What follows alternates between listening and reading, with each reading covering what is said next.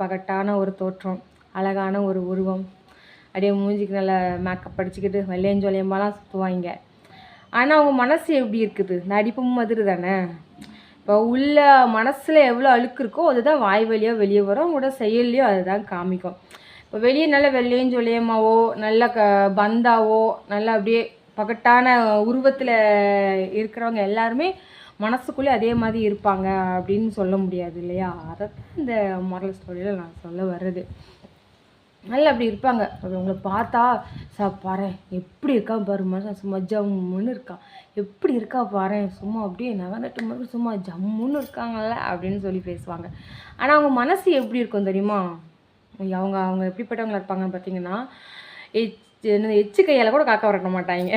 அப்படிப்பட்ட கேரக்டராக தான் இருக்கும். அவங்க மனசில் நிறைய அழுக்குகள் இருக்கும்.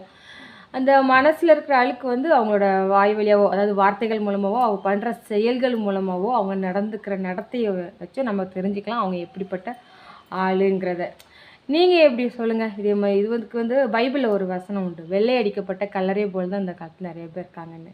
இப்போ கல்லறை பாருங்களேன், நல்லா வெளியே நல்லா டைல்ஸ் ஒட்டியோ நல்லா சூப்பராக சுண்ணாம்பு அடிச்சு சும்மா அப்படியே ஜம்முன்னு வச்சுருப்போம். ஆனால் உள்ளே என்ன இருக்குது?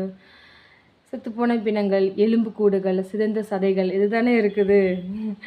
இதே மாதிரி தான் நிறையா மனுஷங்க சுற்றிட்டு இருக்கோம். அது ஆண்களாக இருந்தாலும் சரி, பெண்களாக இருந்தாலும் சரி, எல்லாருக்குமே இது பொருந்தும். ஆண்கள் பெண்களால் கிடையாது, எல்லாருக்குமே இது பொருந்தும். வெளியே ஒரு தோற்றத்தையும் உள்ளே ஒரு தோற்றத்தையும் வச்சுருக்கோம் நாமன்னு சொல்லாமல் எல்லாருமே அப்படி தான். நான் மட்டும் ஒன்றும் விதிவிலக்கெலாம் கிடையாது, எல்லாருமே அப்படி தான். வெளியே பார்க்குற மாதிரி எல்லோரும் உள்ளே இருக்க மாட்டாங்க. இப்போ நீங்கள் சில பேர் நினைக்கலாம் வெளியே தோற்றத்தை வச்சுக்கிட்டு அதெல்லாம் இப்படி தான் இருப்பான் அப்படின்னு நீங்கள் நினைக்கலாம். ஆனால் அவங்க உள்ளே அப்படி இருந்தால் அந்த மாதிரி இருக்க மாட்டாங்க.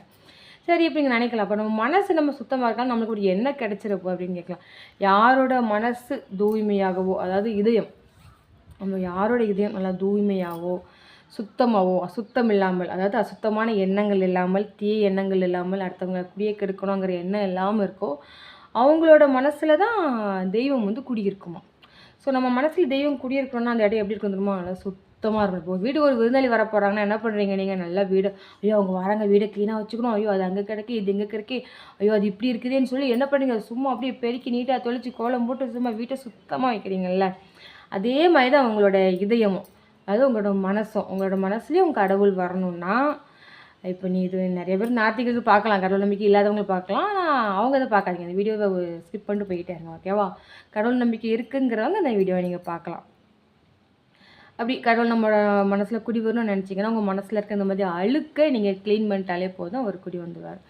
அப்படி கடவுள் உங்கள் இதயத்துலேயோ உங்கள் மனசில் வந்து உட்காந்துட்டாருன்னு வச்சுக்கோங்களேன், அதுக்கப்புறம் அது வந்து உங்கள் செயலில் வெளிப்படும். அதாவது